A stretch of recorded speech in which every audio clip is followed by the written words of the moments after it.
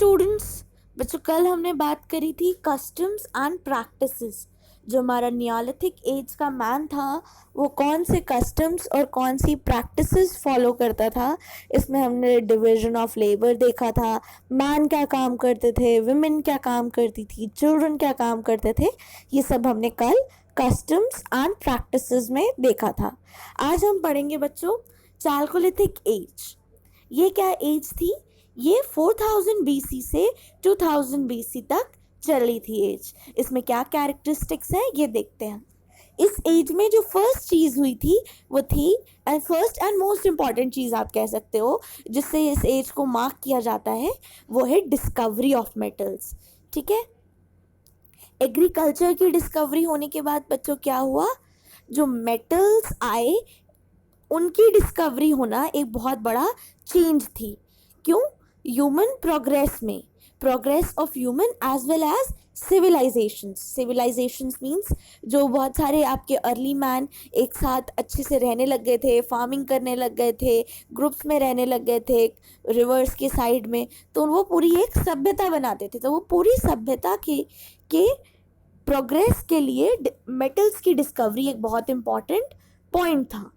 जो first metal था discover होने वाला वो था कॉपर। बहुत इंपॉर्टेंट है बच्चों, मार्क करेंगे। What was the first metal to be discovered and used by man? तो वो था कॉपर। उसको शेप दे के बहुत सारे टूल्स आप बना सकते थे।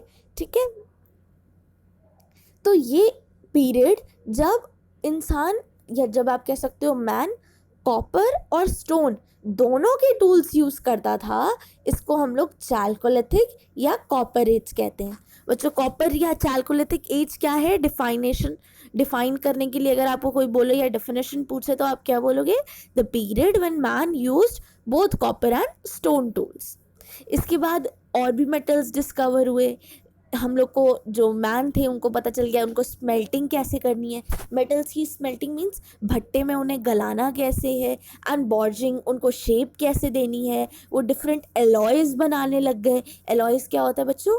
Homogeneous mixture of two metals. अब ये होमोजीनियस वर्ड क्या है इसकी डिटेल पे मत जाइए, आप ये समझ सकते हैं कि दो मेटल्स को मिक्स करके उनकी अच्छी अच्छी क्वालिटीज़ लेके ज़्यादा स्ट्रॉन्ग और ज़्यादा यूज़फुल मेटल्स बनाने लग गए।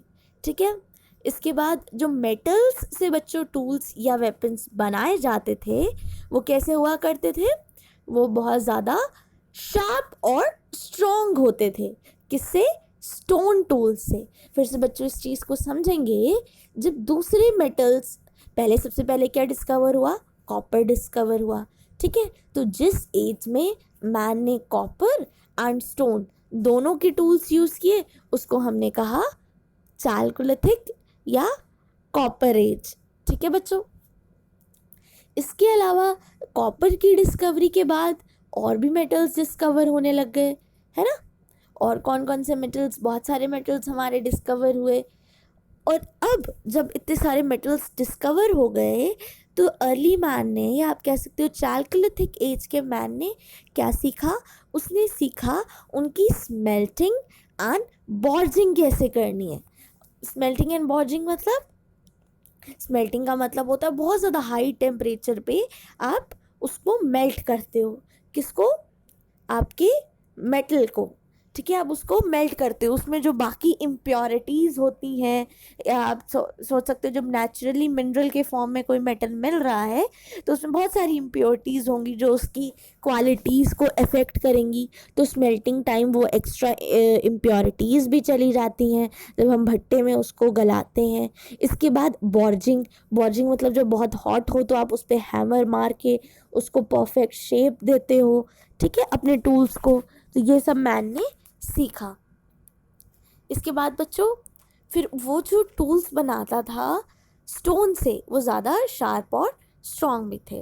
In India many tools and objects of this period have been found at, बच्चों प्लेसेस मार्क करोगे, Brahmagiri near Mysore and Navada Toli in the banks of river Narmada.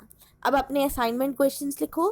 Question number 1, what was the first metal to be discovered and used by man?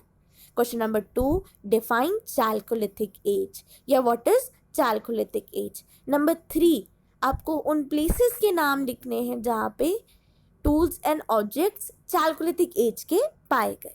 Thank you children.